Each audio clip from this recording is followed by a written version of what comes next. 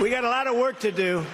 You know, when they let, I think the real number is 15, 16 million people into our country. When they do that, we got a lot of work to do. They're poisoning the blood of our country. The Biden campaign has accused former President Trump of, quote, parroting Adolf Hitler.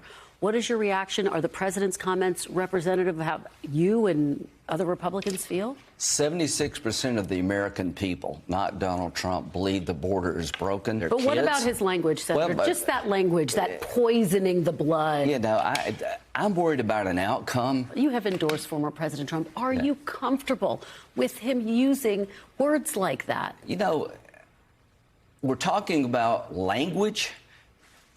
I could care less what language people use as long as we get it right. Well, you know what, Lindsay? The language that he uses turns out to be what he does. So we're not getting it right. I mean, what's wrong with him? I could care less? That's Republican Senator Lindsey Graham. It's pretty shocking. Elise Jordan, I mean,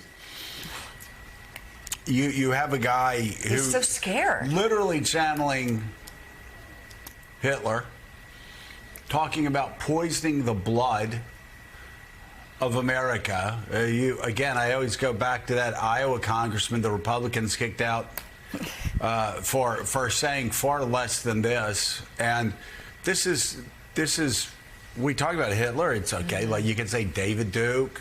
It's what the Klan always talked about. And it is mainstream in the Republican Party. And Lindsey Graham says he doesn't care. He doesn't care that Donald Trump is talking about, you know, he's using basically racist, fascist language. Lindsey Graham would rather win a primary in South Carolina than actually stand for anything. And what's so amazing is, you know, you watch him float from one figure in power like John McCain or then Donald Trump, and you almost wonder if he could have glommed on to Joe Biden just as easily for a little bit. So is his desire for power. But this is just, everyone wants to win their primary and they're too scared. Too scared. You know, it's very hard to deal with the fact that Donald Trump is still saying these things, and it almost feels like much of the country is becoming desensitized to it. It can't be normalized.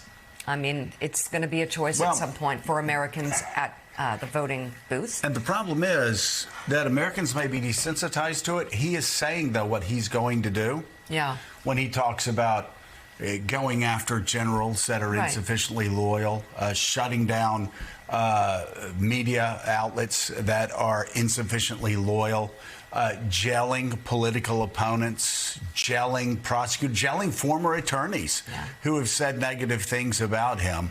You know, he knows exactly what he's saying, and he's going to do it. And Lindsey Graham's totally fine with that.